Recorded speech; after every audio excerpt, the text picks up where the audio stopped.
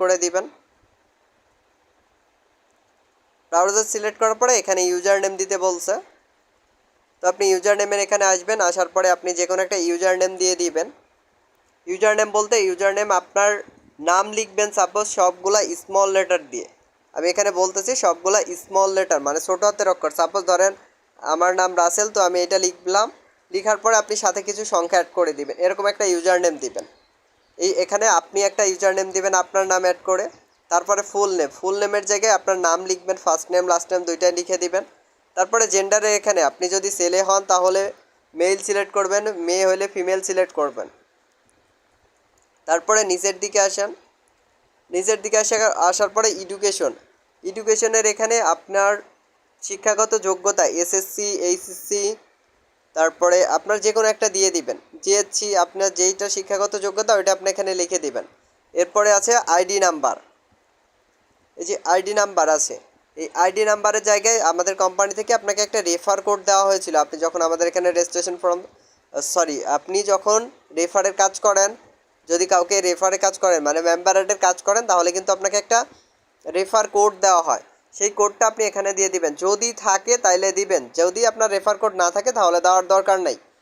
Mail অ্যাড্রেসটা খুবই important. এখানে যে মেইল অ্যাড্রেসটা দিবেন সেখানে কিন্তু মেইল যাবে, এর জন্য আপনি আপনার ফোনের মেইল অ্যাড্রেসটা দিয়ে দিবেন। এখন ফোনের মেইল অ্যাড্রেস কোথায় থাকে? ফোনের মেইল অ্যাড্রেস আপনি আপনার ফোনের জিমেইলে চলে যাবেন। জিমেইলে যাওয়ার পরে জিমেইল নামে একটা অ্যাপস আছে, এটাতে যাবেন। জিমেইলের যে অ্যাপসটা আছে এই জিমেইল অ্যাপসে চলে যাবেন। অ্যাপসে যাওয়ার পরে আপনি ওপরের দিকে যে মেনু আছে এই মেনুতে ক্লিক করবেন। ক্লিক করার পরে এখানে দেখেন যে মেইল অ্যাড্রেসটা আছে, এটা আপনার নিজের মেইল অ্যাড্রেস এখানে দিয়ে দিবেন। এখানে এইটা দিবেন না, কিন্তু এটা আমি দেখাচ্ছি যে এই মেইল অ্যাড্রেসটা দিবেন, বাট আপনি আপনার ফোনে যেই মেইল অ্যাড্রেসটা আছে ওইটা দিয়ে দিবেন। ওই মেইল অ্যাড্রেসটা এখানে লিখে দিবেন। এরপরে আছে পাসওয়ার্ড এখানে একটা 6 ডিজিটের ওপরে পাসওয়ার্ড দিবেন, একটা 6 ডিজিটের পাসওয়ার্ড দিবেন। তারপরে কনফার্ম পাসওয়ার্ড, সেম পাসওয়ার্ড দিবেন। ওপরে যেই পাসওয়ার্ডটা লিখবেন নিচেও সেম পাসওয়ার্ডটা লিখে দিবেন। তারপরে নিচের দিকে রেফার কোডটা অটোমেটিকলি সেট থাকবে। এরপরে আপনি হোয়াটসঅ্যাপ নাম্বারের জায়গায় এসে আপনার হোয়াটসঅ্যাপ নাম্বার, আপনি আমাদের এখানে জয়েন হওয়ার সময় একটা হোয়াটসঅ্যাপ নাম্বার দিয়েছিলেন, সেই নাম্বারটা দিয়ে দিবেন। তারপরে নিচে এসে অপারেটরের জায়গায় আপনি জয়েন হওয়ার সময় কোন বিকাশ, নগদ, রকেট নাকি যে অপারেটর থেকে টাকা দিছিলেন সেই অপারেটরের নামটা এখানে লিখে দিবেন, এই অপারেটরের নামটা এখানে লিখে দিবেন। তারপরে কোন নাম্বার থেকে ফি দিয়েছিলেন সেই নম্বরটি লিখুন। আমাদের এখানে জয়েন হওয়ার সময় আপনি কোন নম্বর থেকে ফি দিয়ে ফর্ম সাবমিট করছিলেন, আমাদের এখানে জয়েন হওয়ার সময় কিন্তু আপনি ফি দিয়েছিলেন, কোন নম্বর থেকে ফি দিয়ে ফর্ম সাবমিট করছিলেন এই নম্বরটা এখানে লিখে দিবেন। তারপরে আছে ট্রানজ্যাকশন আইডি।